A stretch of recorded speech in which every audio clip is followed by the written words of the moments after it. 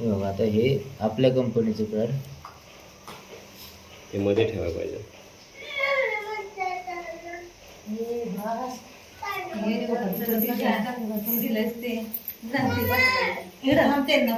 म्हणजे 50 ml same टाकलंय आपण आता. सगळ्यांना दिले वाटले आणि पाहिजे तिला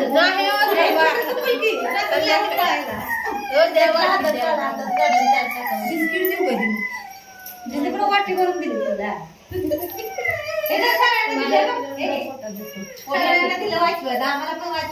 त्याला चिप नाही का?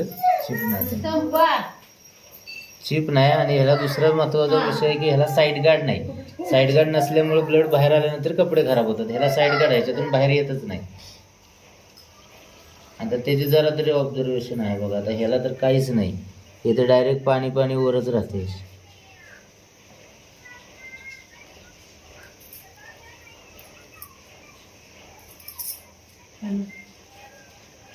हे बाहेरच जाते ना. हा बिलकुल पण घेत नाही. आता हात लावून बघा, तुम्हीच बघा. तिन्हीला पण हात लावा. असं लावा ना, मध्ये हात लावा. ह्याला असं लावा, ह्याला असं लावा. तुमचा हात ओला आहे ना, असं लावा. बघा ना, हात लावून बघा ना. पूर्ण सुकतो म्हणजे बिलकुल पण तुम्हाला वाटणार नाही की त्याच्यामध्ये पाणी आहे. ह्याचं तर बाहेरच जातं. हे पूर्ण आता ह्याचं लेअर बघायचं. 8 लेअर आहेत आपण म्हणतो ना, आणि जेली आहे ते तुम्हाला एक एक काढा. साईड कार्ड काढा ते आधी तवा निघणार ते. तसं नाही द्यायला 2 मिनिट.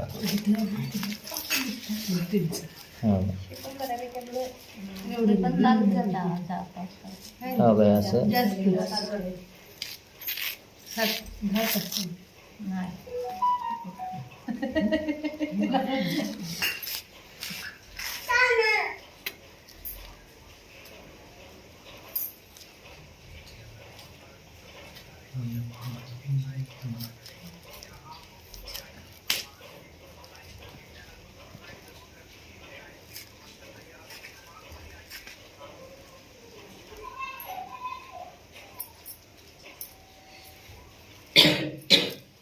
मी पण आज डेमो आम्ही नाही डेमो बघितले. व्हिडिओ